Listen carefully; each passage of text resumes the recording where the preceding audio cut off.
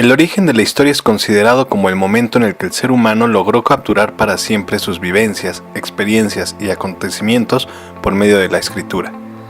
A partir de entonces, el ser humano ha hecho un registro de su estancia en el planeta, pero además logró, a través de esta, dar a conocer sus sentimientos, necesidades y emociones y compartir los acontecimientos que se suscitaban.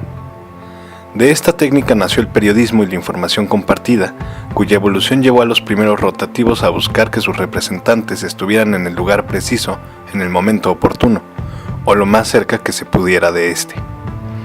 Desprendido de esta teoría, se cree que, sumado al auge del capitalismo y al consumo de la prensa, fue a mediados del siglo XIX que nació la primera agencia de noticias de Europa Central.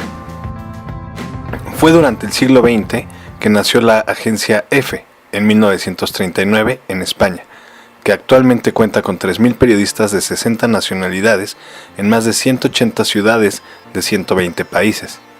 Sus redacciones se encuentran en Madrid, Bogotá, El Cairo, donde se escribe en árabe, y Río de Janeiro, en portugués.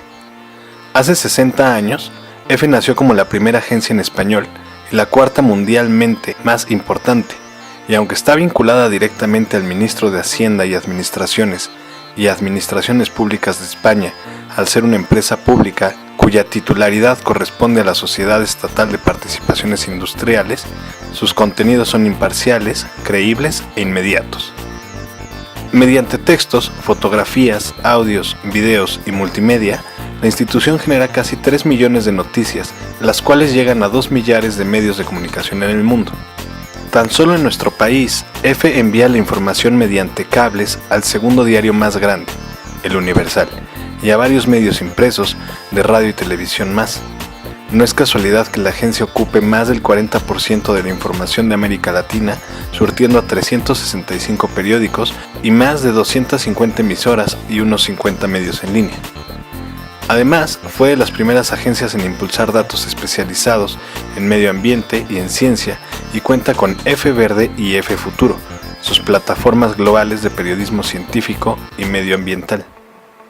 Son muchas las agencias que comparten su información con el resto del mundo, incluso desde Alemania, que se ve representada por la Agencia Alemana de Prensa, o dpa por sus siglas en alemán.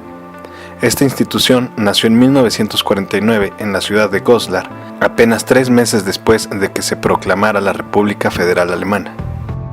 Según la propia agencia, sus primeros años fueron complicados ya que no tenían dinero, equipos de comunicaciones, papel y oficinas. No había ni siquiera suficientes sillas en la redacción central en Hamburgo. Hoy, a 65 años de su fundación, la empresa está presente en más de 100 ciudades y goza de 2.500 clientes, además de pertenecer a la Alianza de Agencias Europeas. Está presente en casi toda Alemania al cubrir casi el 100% de los diarios de circulación nacional y cuenta con 187 accionistas y un capital social de 16.464. Tiene alrededor de 1.000 personas trabajando en todo el mundo y 461 redactores y corresponsales, además de 169 asistentes de redacción. A cargo del CEO, Michael Segbers, los periodistas de la agencia toman 1.500 fotografías al día y escriben aproximadamente 220.000 palabras diarias, generando 1.200.000 notas de texto al año. Su centro editor en Estados Unidos está situado en Washington. Tiene presencia en África, Medio Oriente, Asia y Oceanía y cubre toda Europa. En América Latina tiene mesas de redacción en Buenos Aires y la Ciudad de México. Como vemos, son muchas las agencias de noticias a lo largo del mundo. Y bajo estos dos ejemplos podemos darnos cuenta de que la información es sumamente vasta y que un solo diario o medio no podría cubrirla toda. Esta es la importancia de la dpa o la EFE, quienes acercan la información a sitios distantes.